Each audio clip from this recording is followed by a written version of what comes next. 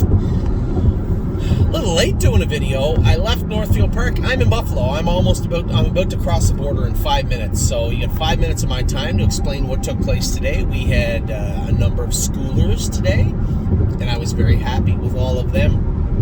Happy with last night's racing. The two fillies that were winners. Now, I just finished doing a video talking about the 3 horses that are going in the sale on Monday for the preferred sale. Pretty lengthy video. I'm going to send it out to those 3 groups because it doesn't need, a lot of the information in there doesn't need to be digested by everybody. It's just not really relevant. And when we're talking about the 3, you guys are going to see who the 3 are in that are in the sale. Real Fear, pretty self-explanatory why Real Fear is in the sale on Monday. The second one, 1-2 Skip a Few. Some people might say, why 1-2 Skip a Few?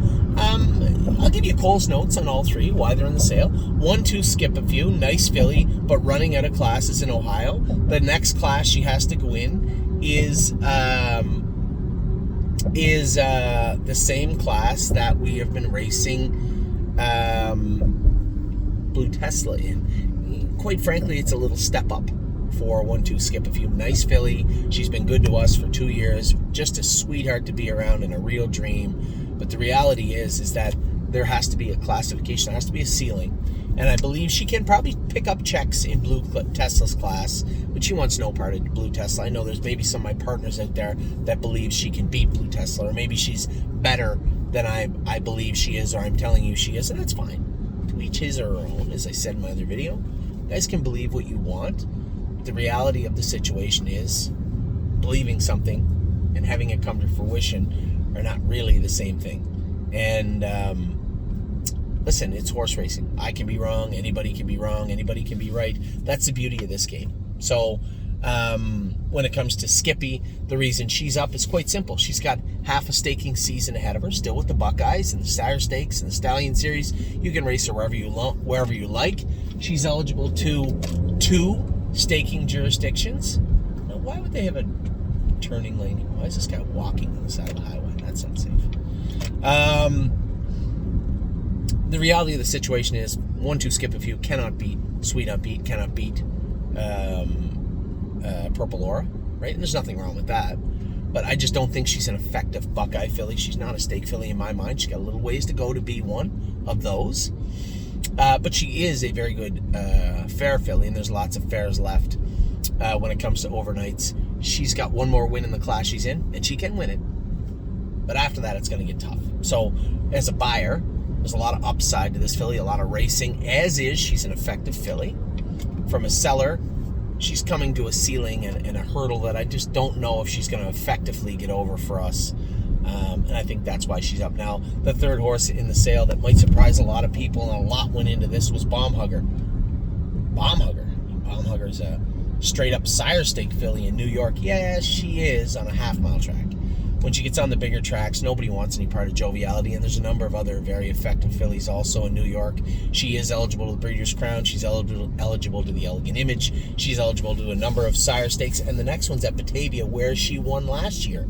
So, from a buyer standpoint, a lot of upside, not to mention she is a top-flight pedigreed filly. When you look at her pedigree, it's very, very strong. Very strong. So there's more than enough reason for a buyer to be interested in Bomb Hugger. Now, why are we selling her? Well, a large portion of the ownership of Bomb Hugger doesn't really want to breed Bomb Hugger.